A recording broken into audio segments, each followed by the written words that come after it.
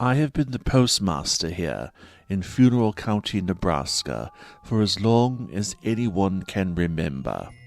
I keep my small, tidy, and very English home just a short walk from the post office here in the town of Graving, the county seat.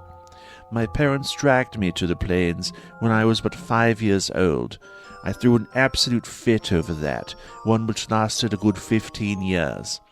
I was not fooled by their romantic talk of the so-called Old West or cowboys and Indians country with which they tried to beguile me, and to this day I have never been to a rodeo or a powwow. Though I did meet some nice ladies who tried and failed to seduce me, and introduced me to some surprisingly good American tea. Having served as postmaster for so long, the people here have come to trust me, and perhaps because I'm such an obvious import, shall we say, I've become something of an institution. People feel they know me, they remember me, so they ask me for guidance. They invite me to their dinner parties, and while perhaps they shouldn't, they tell me their secrets. Now here we are on Christmas, sitting by the tree, cozy with our coffee and cocoa and spirits. We all just heard the sirens going by, and if I seemed quiet, it's because I was saying a prayer for whoever needs help tonight of all nights. But you asked for a story, didn't you? Well, the siren brings to mind one of my favorite stories of this community, though it's one I normally only share with close friends. Still, with it being Christmas and all, I suppose you'll suffice.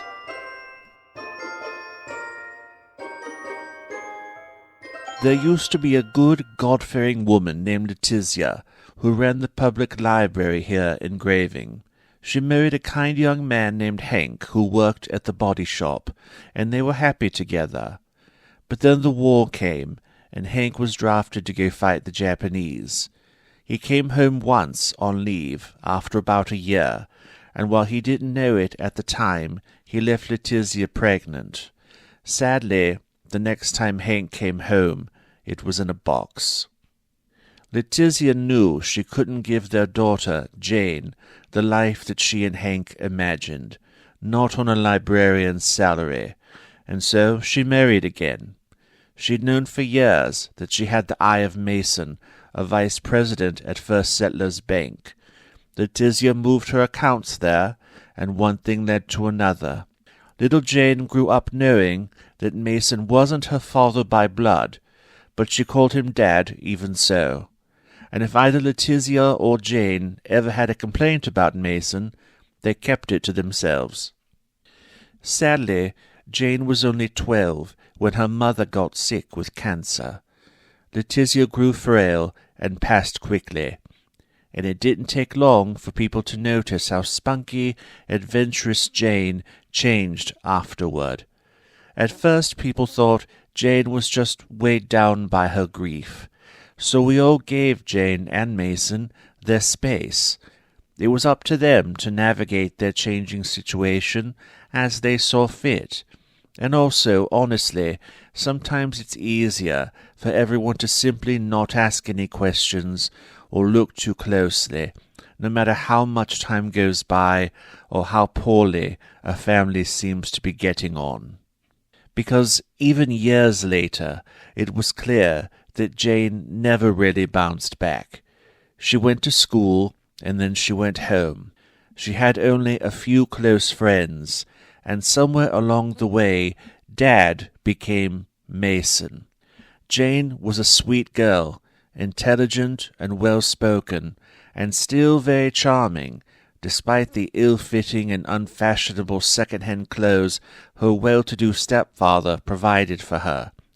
Boys still asked her out, but always her reply was the same. Thank you, but no, Mason wouldn't like that. And it was rumored that, the one time the truancy officer had come to Mason's home in search of Jane, after she'd called out from school for almost 2 weeks, he found her in bed with 2 black eyes. Nobody had the nerve to ask Jane if it was true once she came back, and if it was true, nobody asked how she came by those black eyes. But stories like that certainly did get around. Despite this, Jane was a good student, and she graduated in May of 1961. In those days, it was the norm for a young woman like Jane to then go to work, or to college, or get married. But none of these things happened. Instead, it seemed, Jane became more an object of Mason's world than ever. She almost never left the house. When people asked Mason about her, his answers were brief, gruff, and non-committal. Jane's girlfriends would call her, beg her to come out, but she demurred. She rarely even came to the door. Her reasons were always the same. Mason wouldn't like that. Her friends wondered what other bruises she might be hiding. It wasn't natural.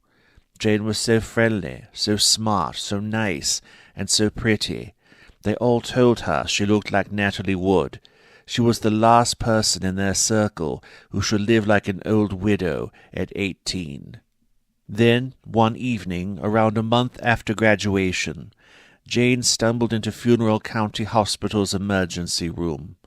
Mason was still at work and had their only car, and Jane didn't have any money of her own, so she'd walked across town to get there. She was throwing up, she was in pain, and she admitted to the nurse that her cycles had become irregular. But the main reason she'd come in was because she was afraid. Afraid of the truth of what was happening inside her, and afraid of what Mason would do about it. The nurses understood. Nothing more needed to be said. They simply needed to get to work. They got Jane comfortable in a private room, and despite the norms of the time, they did not call Mason.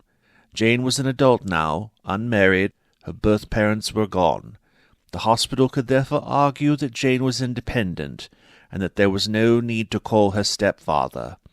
It was a weak argument, and they knew it, but if their suspicions held true, it was an argument they were willing to make, even at personal cost.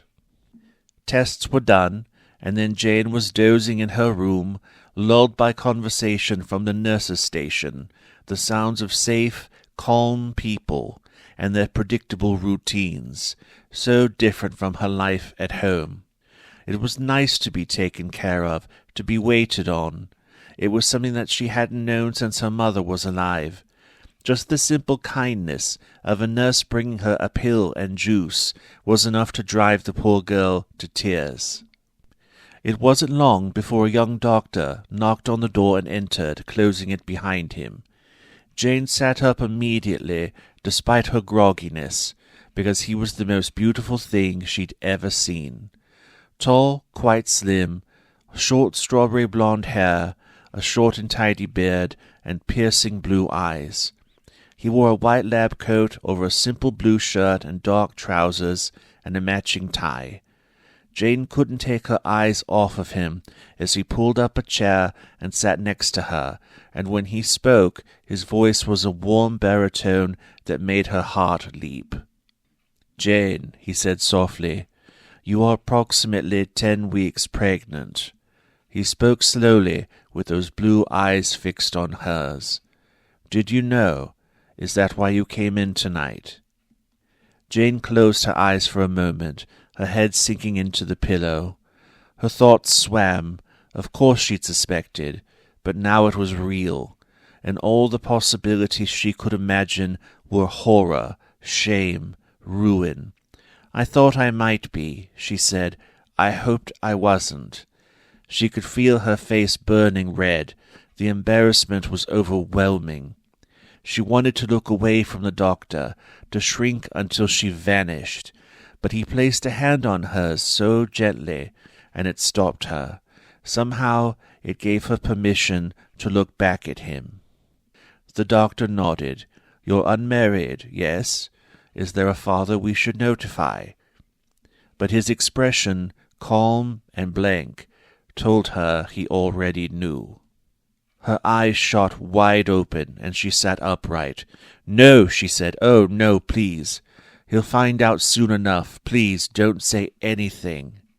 The doctor nodded. He looked at her for a moment longer, searching her big, dark eyes, so full of panic, considering.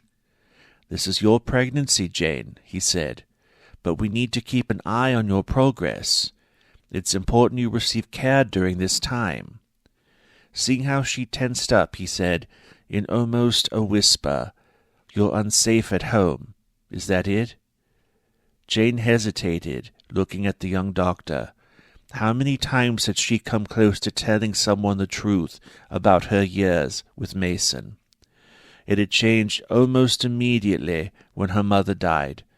There was, at first, the unspoken expectation that she take over household duties, like preparing meals, cleaning the house.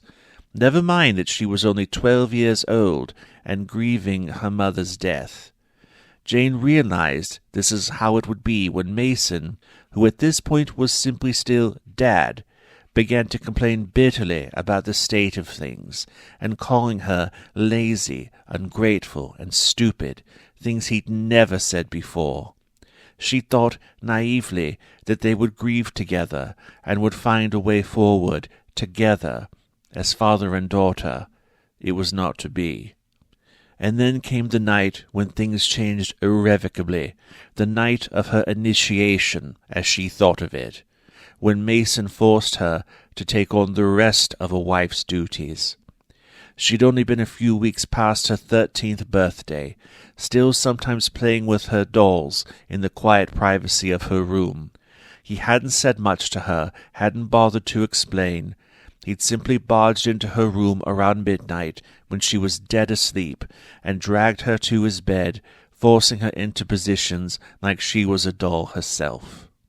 Jane didn't immediately confess all of this to the doctor. Some things would only come out over the course of months, and some things she would never tell him. But she did tell him she wasn't safe to go home, and why. It was the first time since her mother died that she told anyone the real truth, and it set the path for all that would follow. The doctor nodded throughout, patting her hand and never questioning, never doubting. "My name is Reed," he said, "Dr. Jonathan Reed." And again he placed one of his hands on hers, holding it there, letting his warmth envelop her. "I will be your physician throughout this period. It may take me a bit of time to make certain arrangements, but trust me and the people here at the hospital. We're going to help you. You're a grown woman. You decide your own future, and you do not have to return to that house." Jane did trust him. In fact, while Dr. Reed didn't know it yet, she'd already half fallen in love with him. She'd soon learn there was no Mrs. Reed, and that the good doctor was only 24 years old, and in his very first residency, pursuing a specialization in obstetrics. Every tidbit she gathered over the days and weeks was committed to memory, from his shoe size, 12, to his favorite type of cookie, oatmeal, to his preference in ties, diagonal stripes, all squirreled away for the right moment. Everyone working with the doctor to help Jane knew that they had to work fast. Mason would be looking for her, and would likely use any connections he had through the bank to track her down. But the people at the hospital had their own connections. Thankfully, Jane could type, having passed a typing class her senior year, and they were able to get her a job in the secretarial pool at the Funeral Mutual Insurance offices. It didn't pay much, but it was something, and since the work happened in a back room away from customers, they could keep it quiet. Meanwhile, the nurses took turns letting Jane stay with them. A day here, a few days there, while a more long-term strategy was developed. The pay from the secretarial pool was enough for Jane to buy her own food and toiletries and pay for her doctor visits as her pregnancy continued. Then, one day, a little over a month in, Dr. Reed picked Jane up from work in a beautiful cherry-red Cadillac convertible. and she couldn't help but think what a good match the car was for him, with its safety and security, the strength it implied, and the pretty red that reminded her of his strawberry blonde hair. She sat on the seat next to him, white like his perfect teeth. Jane asked where they were going, but he just chuckled and told her to wait and see. A few moments later, they were pulling up alongside a brand-new apartment building that had just opened, and when she asked why they were there, he said, "Because this is your new home," and she burst into tears. Dr. Reed had taken care of everything. There was just a lease agreement for Jane to sign if she wanted the place. She was on the top floor and would be the first to live there. There was only a single bedroom, but it was everything she and the baby would need. Reed agreed to help her move, which was a very quick job, since Jane really had nothing aside from her clothes. And when Reed realized this, he decided that wouldn't do at all. So off to Norman's department store they went for towels, dishes, a radio, and a dinette set. Jane felt herself blush when she admitted that, yes, she would need a bed as well. She was clear that one twin bed was plenty, but Reed said absolutely not, insisting on something larger and more comfortable. Jane felt ashamed, knowing how much it all must have cost, but she also felt lighter than air. The pregnancy was just starting to show now, and what a luxury it was for these strangers at the nice department store to think her baby's father was this kind, respectable, handsome young doctor, and not the monster she'd had to escape. It was a wonderful fantasy to indulge, like sliding into a hot bubble bath, something to luxuriate in, to cherish for its sweetness, and appreciate in its brevity. "Reed," she said quietly, but firmly, pressing her hand against his forearm, "you don't have to do this. You mustn't." But he simply smiled down at her, and she thought how like a knight-errant he was, riding up on his horse at just the right moment to rescue her. "Hush," he said. "You can't tell a grown man how to spend his own money. And besides, I am your doctor. Consider it part of your care plan, setting up your new life." She got to hold on to her fantasy a little bit longer as he helped her to bring all the purchases upstairs. He began assembling her furniture as she put things away in their new homes. Last came the bed. It was late by the time it was all done, well past 11 p.m. He looked beat, sitting on one of the new chairs at her little dining table, drinking wine out of one of her new cups. But he also looked happy. Jane felt herself getting emotional, and she stepped into her new bedroom for a moment to steady herself. The next thing she knew, it was the middle of the night, and the two of them were curled up together on her bed. It was the first time he stayed over. It was not the last. But it was one of very few times when they did not, in some way, make love. Jane had many nightmares during this time. She had dreams where she was kneeling at the feet of her mother, begging Letizia not to marry Mason, only for her mother to call her a disgusting, perverted liar and push her away. And Jane had dreams where some miscalculation of her grades meant she must return to school and repeat everything that followed, including moving back into Mason's house and becoming his servant again. And more than anything, Jane dreamed that her baby came out looking exactly like Mason, causing the nurses to scream, and even her beloved Dr. Reed to recoil from her in disgust. Then she would awaken in her own little apartment, and at least 2, maybe 3 nights per week, she'd also be in Reed's arms. She would smell his familiar scent of soap and cologne, feel his chest against her back, often with one hand on her growing belly. Reed, who monitored the baby's development, Reed, who made this refuge for her, Reed, who had rescued her and never once shamed her, never once asked her if she might have done something to lead Mason on. Reed, who understood that Jane had only been a little girl, and that Mason had simply been her dad. And despite her dreams and her ambivalence about the pregnancy, she was happy. Sometimes the radio would be on, quietly playing Shaboom or Mr. Sandman or I Only Have Eyes for You, and she felt peace in the music, in the stillness of her own home, and in the presence of this man who she trusted and adored. This was the routine as the pregnancy advanced. Reed stayed over or came by in the mornings and took Jane to work in his big red car. In the evenings he took her home, staying over when his schedule allowed it.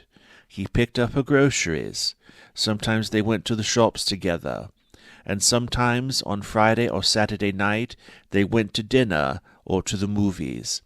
When they did, Jane concealed herself as much as possible behind sunglasses and a scarf or some other disguise. And sometimes she did not go out at all because she was too afraid of Mason. And while everyone told Jane that they understood that fear, she knew that they didn't, not really, because Jane wasn't worried about a heated confrontation or even assault. There was no doubt in her mind that, given the chance, Mason would kill her, kill them both, but nobody else believed it, not even Reed. The months passed. The pregnancy progressed well, and so did the romance between Jane and the doctor. And Jane couldn't help but notice a change in how she felt about her pregnancy. In the beginning she'd begged God for it to not be so, because her horror at the father being her own father was too much. Then, once the pregnancy became real to her, she felt ambivalent toward it, something she wanted to welcome, but couldn't. However, somewhere during the summer and fall, she'd come to embrace it at last, and she knew why. It was because, despite the reality, it was no longer Mason's baby to her. It was Reed's. And it wouldn't matter how much the baby looked like Mason. She'd grown up, seeing Mason as her father, hadn't she? So, in her mind, she could leave that up to family resemblance. The child would grow up knowing the biological truth, but it would also grow up knowing Reed as its real father in all the ways that mattered, and it would never, ever meet Mason. By December, she was as big as a house, but still working. Arrangements had already been made for a maternity absence, but Jane wanted to work as long as she could. Despite Reed's generosity, she felt she could take nothing for granted, and she wanted to save up as much money as possible. It was cold on the morning of Friday, December 22nd, 1961, as Reed helped her cross a street. They'd parked across from the Funeral Mutual building, purposefully, because the bit of walking helped Jane work through her stiffness and soreness and start the day off properly. They'd done this before many times without any problem. There was little risk of running into Mason, who began his days at First Settlers Bank early, while the girls at the insurance company's secretarial pool didn't start until 9:30. The streets and sidewalks were icy, and it was freezing despite the sun. Jane was wearing a beautiful dark blue swing coat with real fur cuffs and collar that Reed had bought for her at Norman's. Walking beside him in his gray suit and long flannel coat, she looked like the pretty and spoiled young wife of the town's handsomest doctor, and in her heart she prayed, please, please, I'd give up all these trappings just to have him, the man, this brave and generous soul, this fount of bottomless kindness. Please let it be. She had one arm linked with Reed, his other arm at her back, just to be sure she didn't lose her balance as they crossed. The street had been cleared, but there were still icy spots everywhere. She wore chic cat-eyed sunglasses that matched her coat, also a gift from Reed, and a fur-lined pillbox hat. But still she squinted against the biting cold that nipped at her eyes, obscuring her view. She was dimly aware that Reed, too, was shielding his eyes from the glare. To their left was the quiet side street. To their right was the T intersection with Center Avenue, the busy downtown street in the middle of Graving, with cars and trucks rushing by. There were no cars waiting to turn onto Center. The way was clear. But then, as they were crossing, a black sedan crept toward the light, coming nearly to a stop, before hitting the gas hard and slamming into them at high speed. It all happened so fast. Jane was largely shielded by Reed. She was pushed into the intersection, but away from the path of the speeding car, which turned right and fled. Reed, however, went over the car after taking the brunt of the impact. Jane couldn't move, couldn't open her eyes. She was on her back in the middle of the busy street, the breath knocked out of her. She heard cars slamming on their brakes. She smelled exhaust. Somewhere, closer to where she and Reed had been crossing, a woman screamed.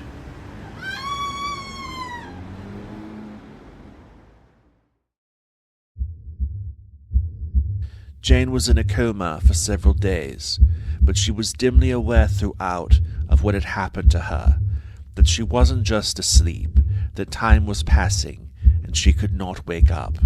She also knew, however, that it was important not to wake up, not yet, so she did not fight, but instead let herself be carried by the waves of whatever had her.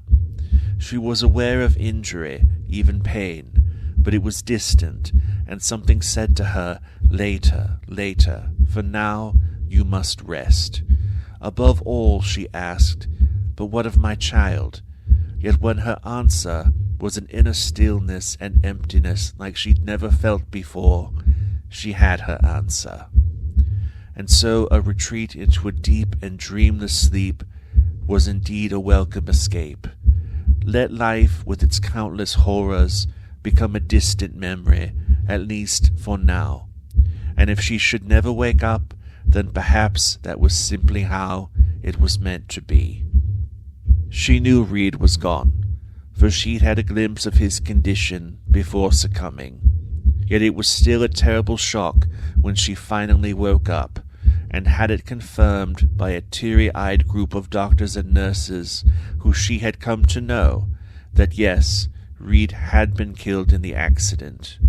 Beyond this, she was told that, yes, she had lost the baby, and due to the injuries sustained and the emergency surgery that followed, she would be unable to have another. The next few days passed in silence. She'd missed Christmas, not that it had much meaning now, and she'd missed Reed's funeral, too, and her long-awaited chance to meet his family. In their endless kindness, the hospital staff had put Jane up in a private room, in a wing where she was less likely to be disturbed. They all knew her story, and about Mason, and so she was under constant watch, and in this, at least, she felt safe bodily. Eventually, policemen came to see Jane, as they'd been anxious to interview her about the accident. Had she seen the car that struck them? Had anything been shouted at them? Had they been followed that morning? She hesitated, knowing the realities of the world she lived in, and the limitations of the justice it could provide. But finally, seeing the earnest faces of the policemen, she told them what she knew. It seemed impossible to Jane that it could be an accident. The car had accelerated intentionally. And furthermore, she knew who was behind the wheel. Her stepfather, Mason.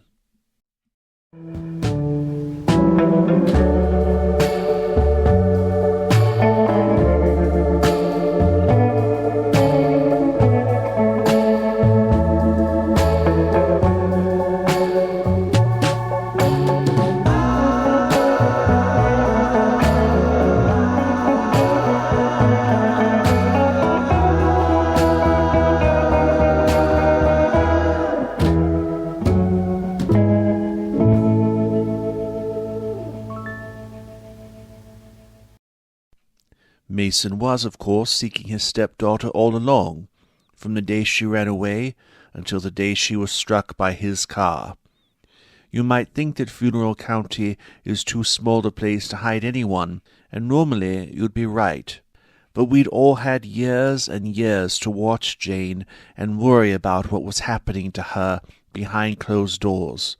We all carried that guilt of how our discomfort had stopped us from reaching out to her, grabbing her arm, making her look us in the eyes and talk.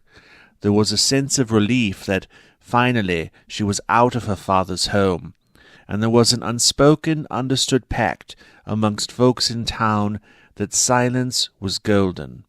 No one would tell Mason anything if they knew anything. Mason, not being stupid, knew that someone had to be helping Jane hide. He just didn't know who. He stalked the homes of her high school friends, but didn't see her there. His job at the bank often resulted in late nights at the office, as it always had, but he no longer had a family to attend to or a wife to report in with. He was a bachelor again, and so sometimes he went to the bar or to the bowling alley, keeping his ear low to the ground, and then he spent his nights patrolling the streets in his black 1959 Buick Electra, a car with a scowling grimace to match his own.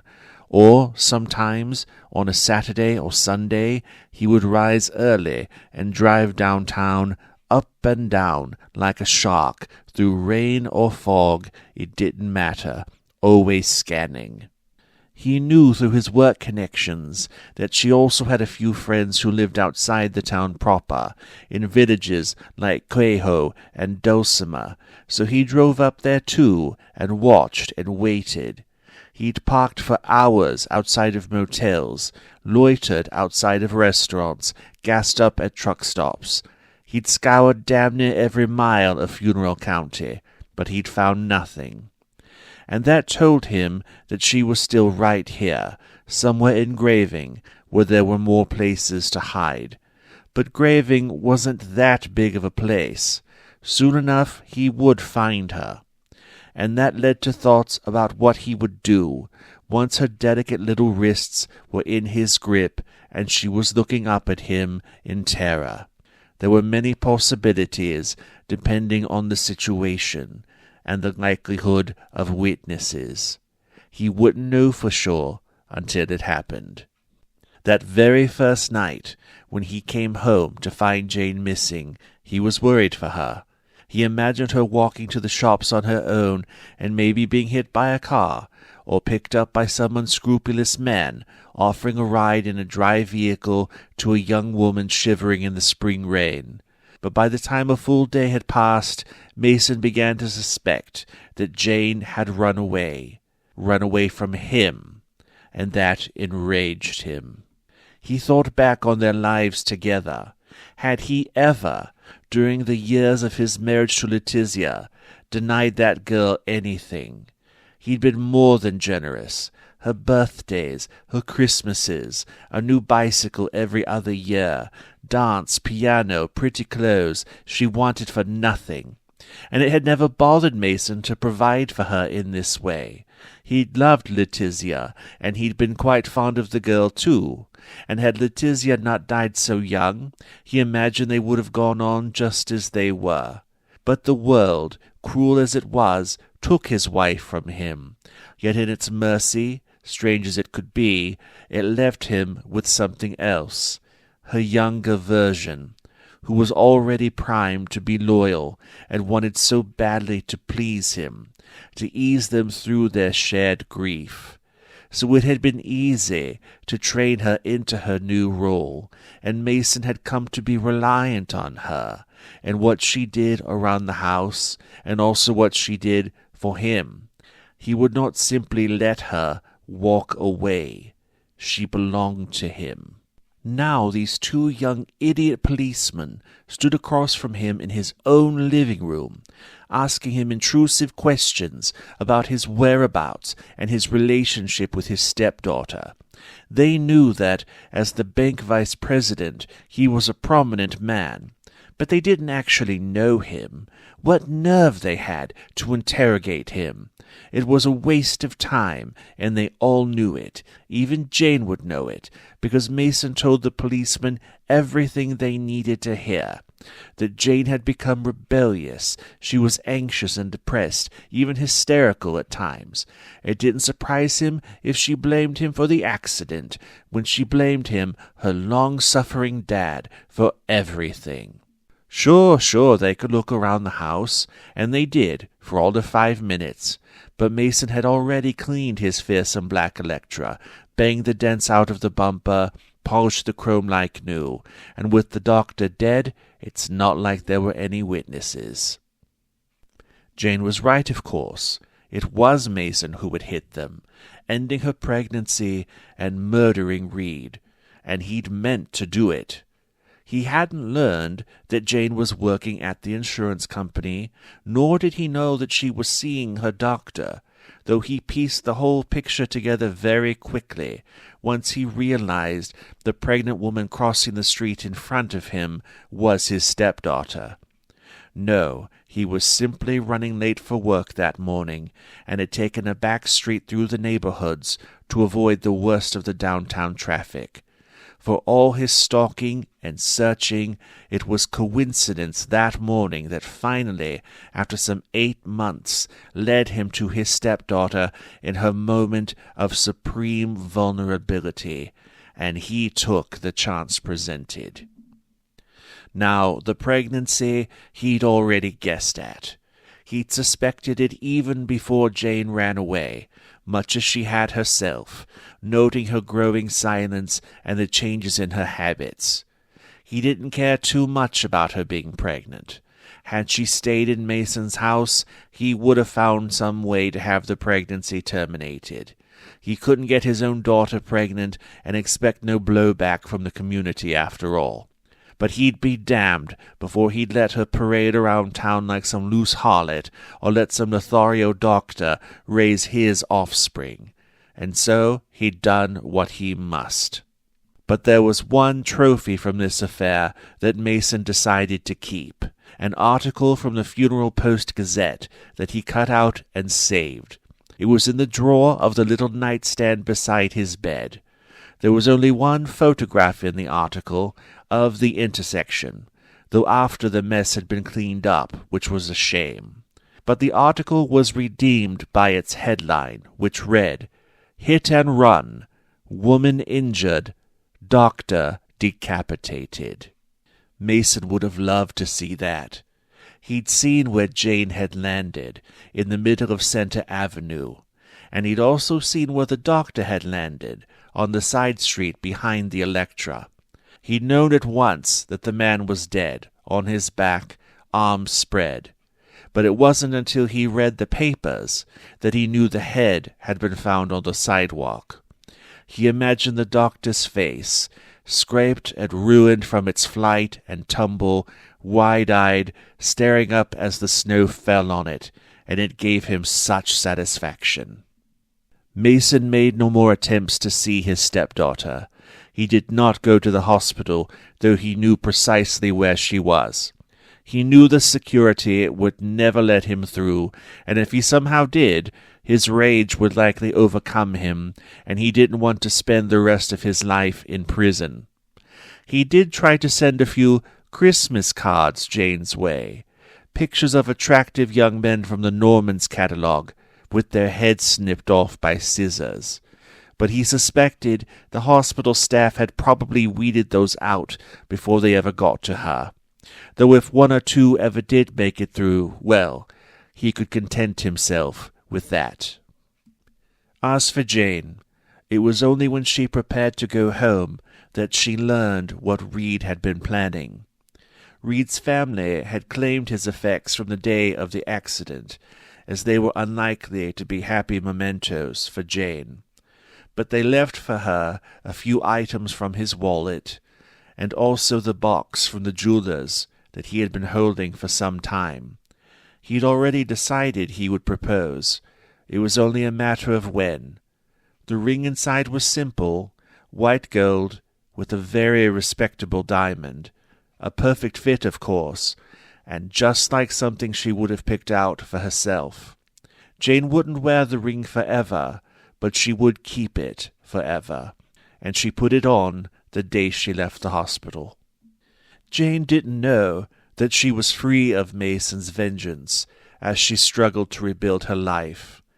She found that she no longer found any comfort in the apartment Reed had secured for her, drying her body with the towels he'd bought for her, sleeping in the bed he'd shared with her.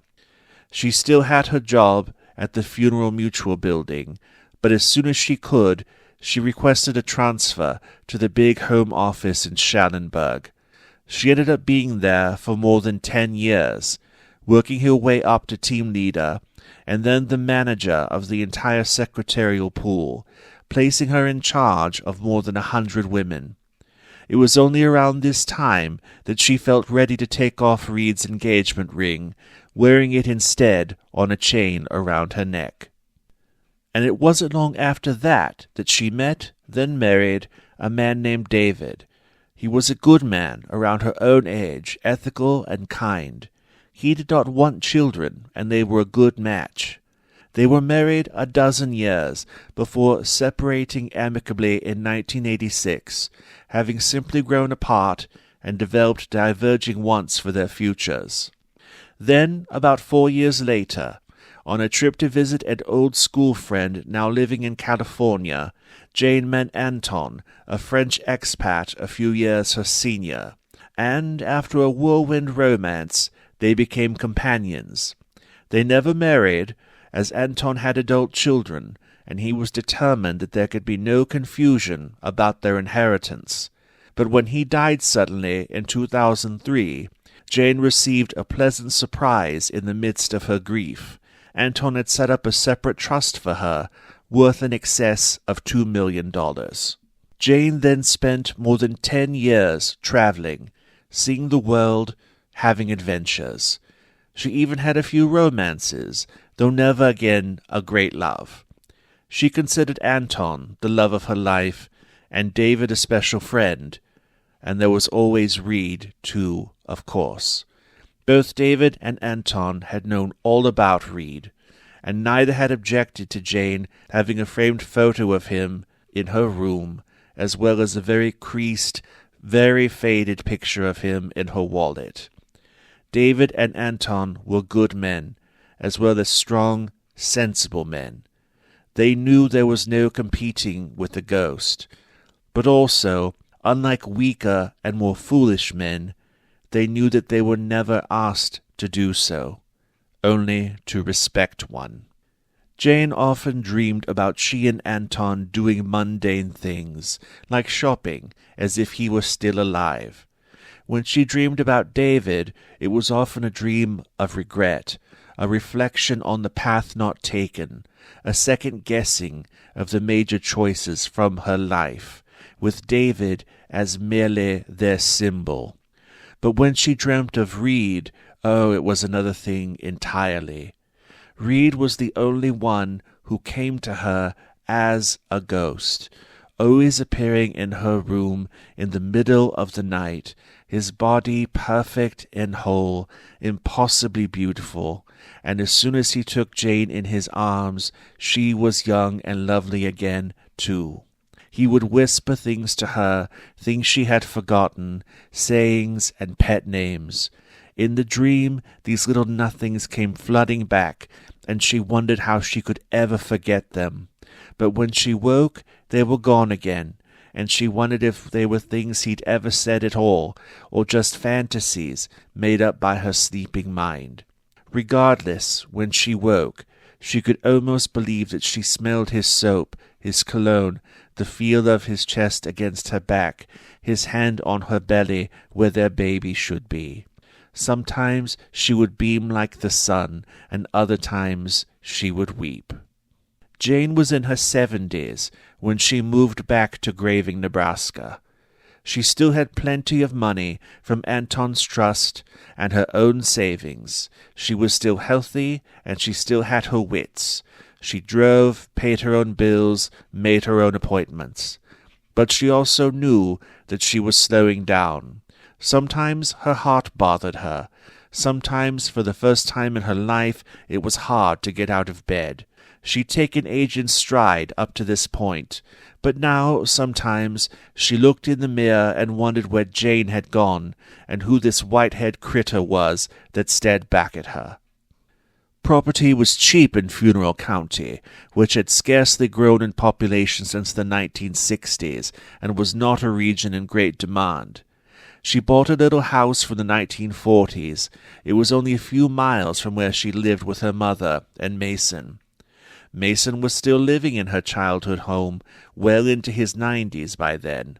The two had not spoken once over the years, and Jane would have been shocked to learn how unchanged her old house was inside.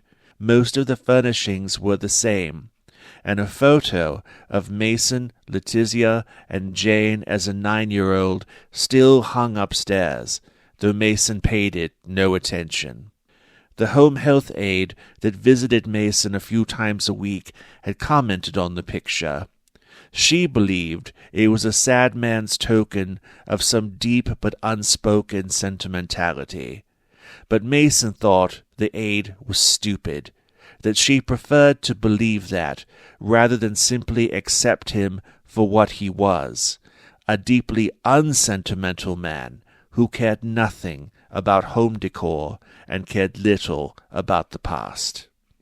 Jane had not seen Mason once in all the years since she'd run away, and now, while they might be in the same small town, he was largely homebound, so not seeing him continued to be easy. Instead, Jane settled into her new but old house, bought herself an SUV that would do well in the snow, reconnected with old friends, and settled in for what she knew was the final chapter of her life. It was amazing how little the community had changed. No new villages had cropped up, though some of the old ones had shrunk. In the summer, she and some of the girls from school went fishing up at Hay Springs, and were a little disappointed when they came home without anything they could pretend was a sighting of the legendary lake monster.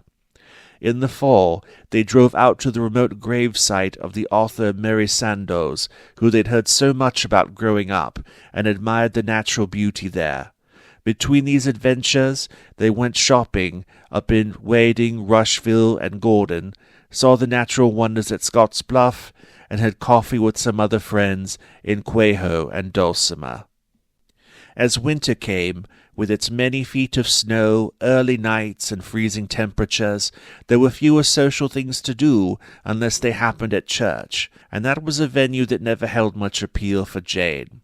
She attended the lighting of the big tree in the town square and the festivities after, but beyond that December was a quiet time. She contented herself with making her little house cheerful, with her own tree in front of her picture window, lit primarily in red, green, and gold, giving it a warm and inviting glow. She exchanged holiday cards and had many long, laughter-filled phone calls with her girlfriends in town and Anton's younger sister back east, and even one with David. She wasn't lonely, simply alone. Then it was the Friday night before Christmas, the solstice, the longest night of the year. It had snowed again. Jane had planned ahead, coating her tiny porch and steps with salt and a de-icing compound so she wouldn't slip. But that still left the path that cut across her front lawn to the sidewalk. One of her neighbors, a young man, had kindly done the main sidewalk all up and down the street and helped with the driveways. But the bit up to Jane's front door was still Jane's to do. So she bundled up in about a dozen layers, got her snow shovel, and got to work on it around 4 p.m. as the sun was starting to get low. A few neighbors drove by, greeting her with a wave or a honk, and she waved back. She was about halfway done with her shoveling, working under a sky already dark and full of stars, when she suddenly felt weak, dizzy, and off balance. Pain shot through her left arm. She dropped the shovel, tripping on it, scraping her leg on the blade even through her blue jeans, and partially landing on top of the shovel on the snow-covered lawn.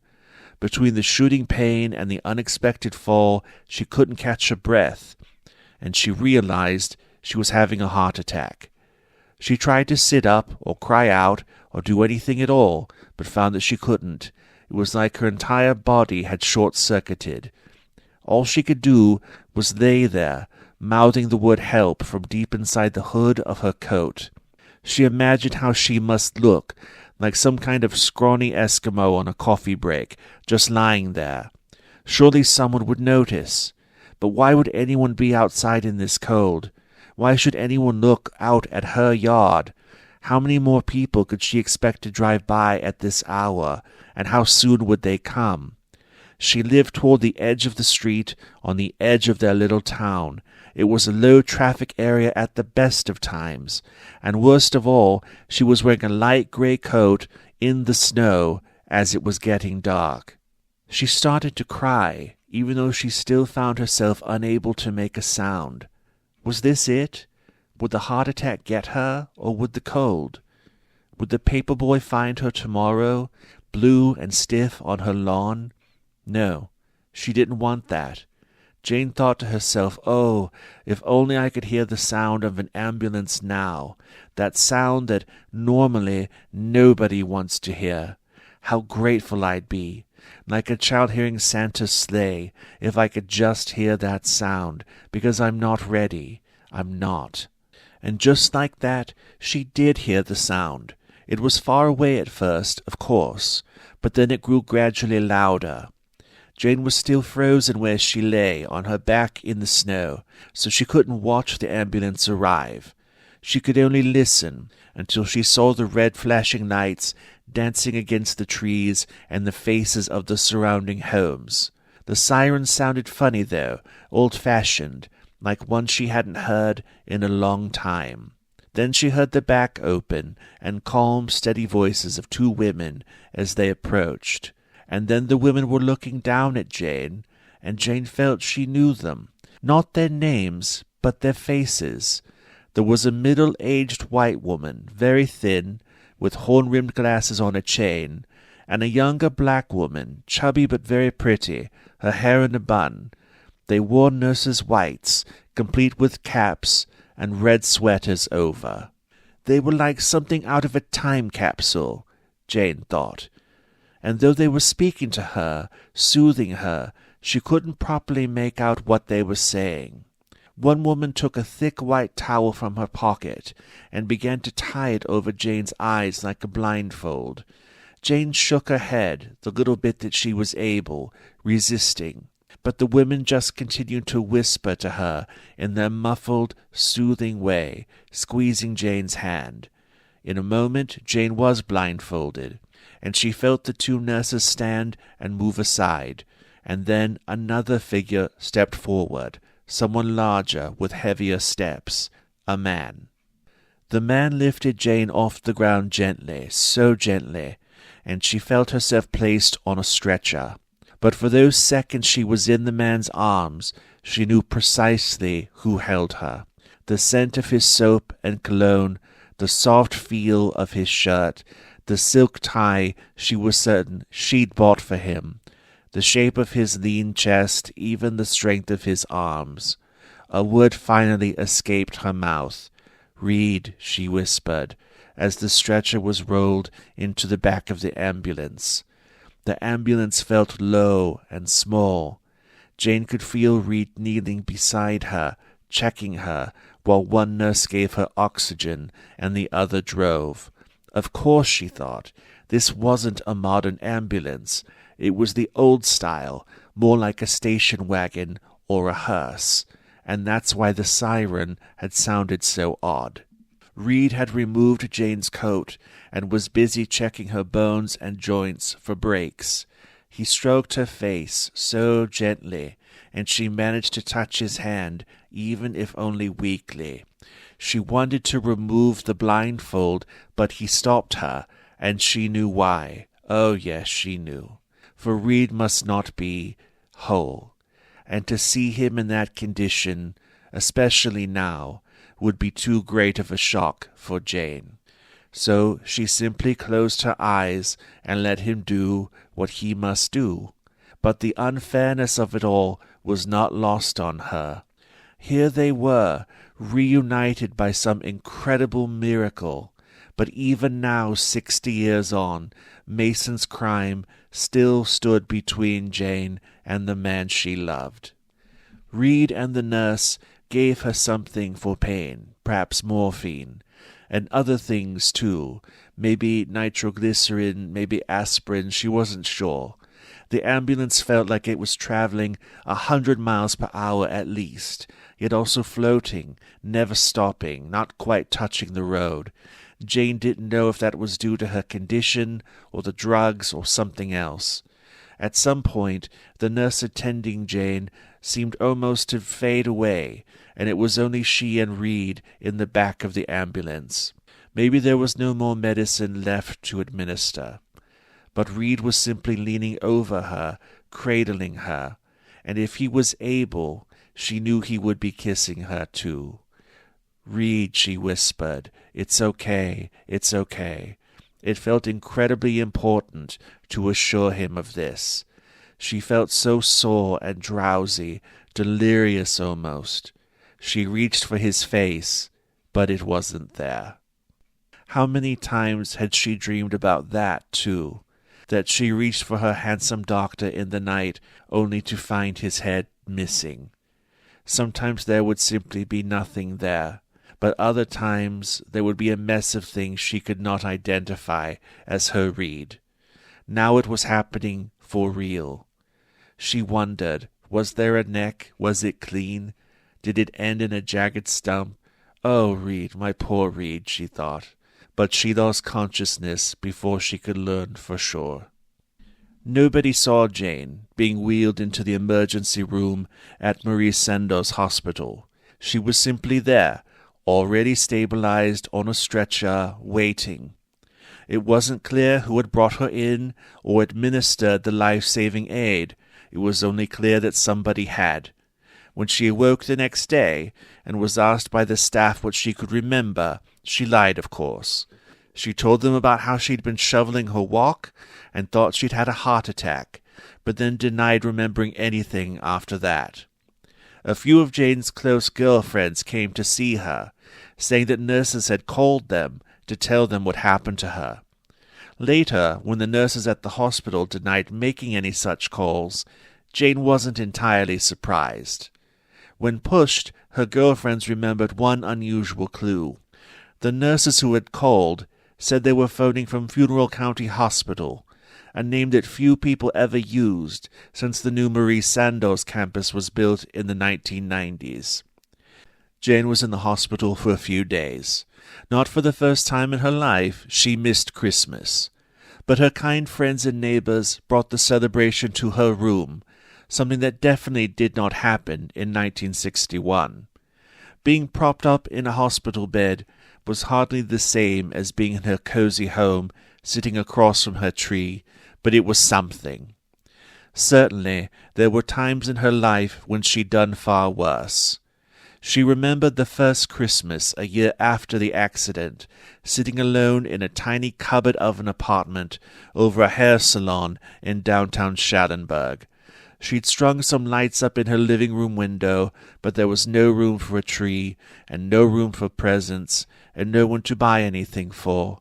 And, oh God, she'd wept bitterly those nights. But she survived. She went on. She lived, and lived well.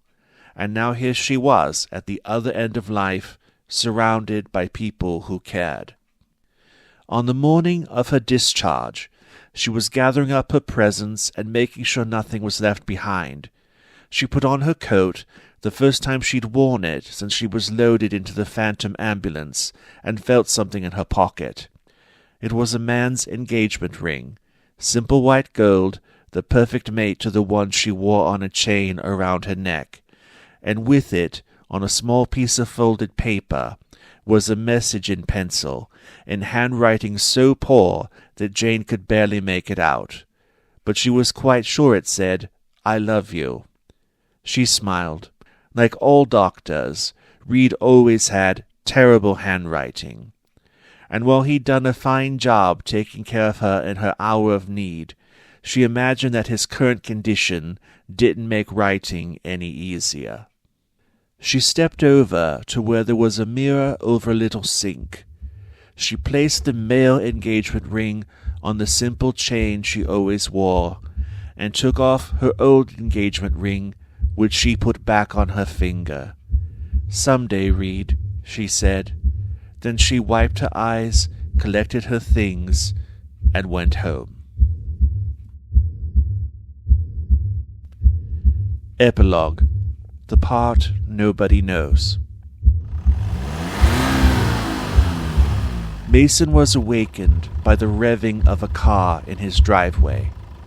It was around midnight on Christmas morning. He had no idea that his stepdaughter was in the hospital, though oddly enough he'd just been dreaming about her. More specifically, he'd been dreaming about the day that he'd run her down at the intersection. Mason had never forgotten how, in the split seconds before impact, the young doctor had turned and looked him dead in the eye. There was so much that passed between them in those few seconds.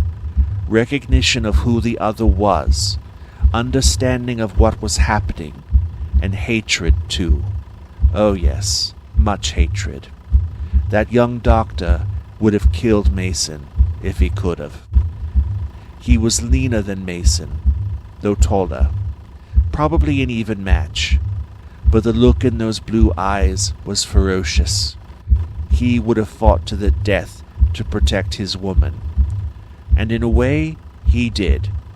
He was able to shield Jane enough to spare her life, though it had cost him a flight over the car, and his pretty head to lose. Mason had often reflected back on that moment and dreamt of it too. He'd never met the doctor. The accident was their only encounter. But if Mason had ever felt any remorse for what he'd done, it had merely been a byproduct of his shock over actually having done it, or maybe fear over being caught, and such feelings had quickly faded. He never reflected on the doctor's youth, the future he was deprived of, the family he left behind, or what he meant to Jane, because none of that mattered. To Mason, the doctor was simply an obstacle in the way of teaching Jane her lesson, and was handled appropriately. Now here Mason was, well into his 90s.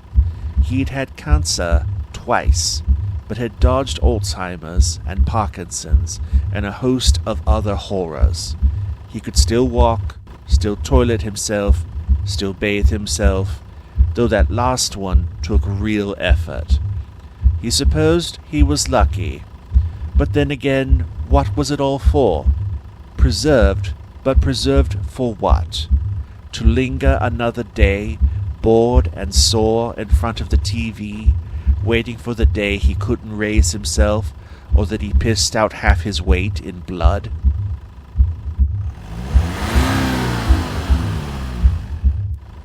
But then he'd heard someone revving their engine in his driveway. At first he thought perhaps someone was lost, using the driveway to turn around, or drunk, or any number of things. He didn't care. He wanted to retreat back into the warmth of sleep and dream and forget. But the rev came again, and Mason shivered. Could an engine rev sound familiar? Because it did. Like the come-on of an old lover, or the bark of a long-dead but beloved dog. And then it hit him, of course. It was the rumble of his old Buick Electra, the one he bought for himself for Christmas 1958, and kept until the transmission failed in 1975. A car black as midnight, black as his heart, with the meanest, sneering headlights he'd ever seen. God, that car had spoken to him, been part of him, and had been the instrument of his revenge, of course. The revving sounds continued to come, and Mason swore he could smell exhaust now, a smell so sweet it was like ribs on the barbecue. He He got up, shuffled into his robe and slippers, and walked down the dark hall to the picture window overlooking his lawn. And he gaped as he looked out and saw the Electra there, his Electra, running like new, wet from the snow, but otherwise brand new and perfect, all 4 evil headlights shining. He grabbed his thick glasses, stumbling as he put them on. He had to be seeing things, but no, his dear Electra revved again, even though there was nobody at the wheel. It was calling to him. It wanted him like he wanted it.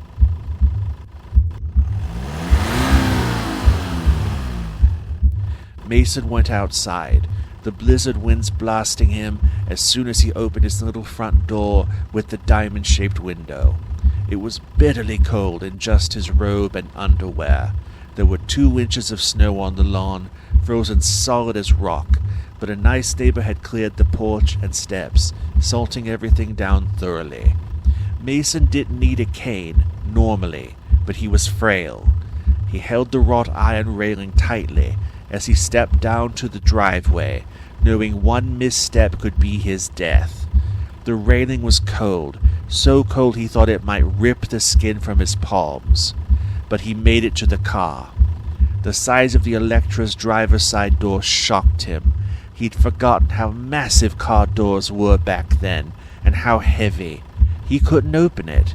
But when his strength failed him, the door opened on its own accord, like a fancy glove compartment that just needed a little push. And out of the car's interior poured not just light and the dreamy voice of Perry Como, but the smell of cigars and blessed heat blasting at full power. It was like youth returning, like coming home. Mason wondered what magic this was, if he was still dreaming, or if this was the sort of special thing that happened to people in the moment before they died, like some sort of gift from their past. The keys were in the ignition, looking just as he remembered them. His house key, his car key, a key to the trunk, and a key to the bank's front office and one to the back office.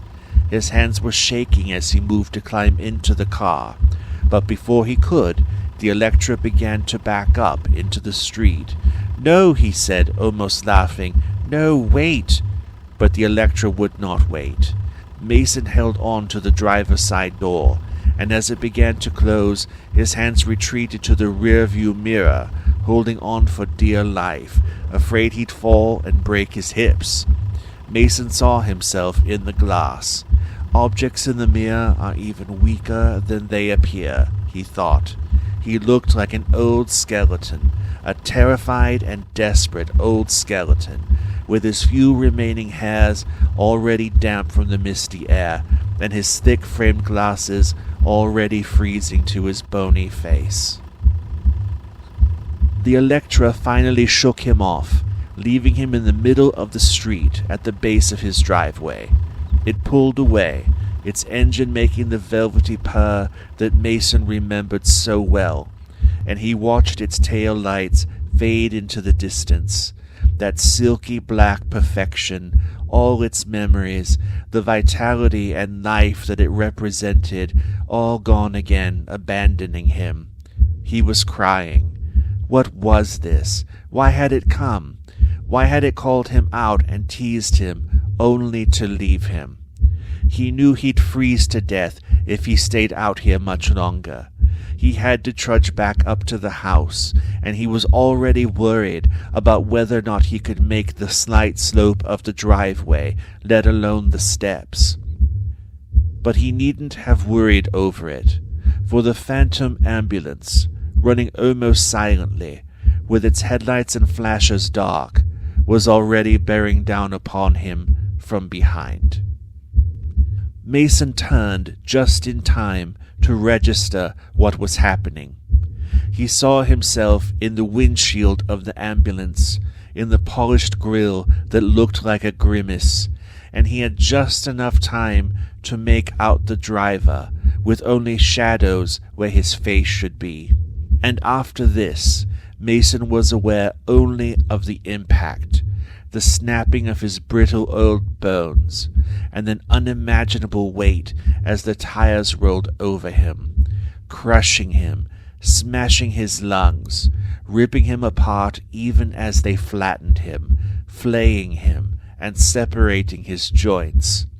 He spun 90 degrees at the waist, separating his spine at the pelvis, while one of his arms became wrapped around a wheel and was pulled clean off at the shoulder. One of his legs was broken into distinct sections, the other practically pulverized. But of course, he couldn't feel anything happening to his legs anymore on account of them no longer being attached. Then the ambulance had passed over him. He heard it come to a stop. Mason was alone again, lying in a pool of cold ice and hot blood, all mixed together.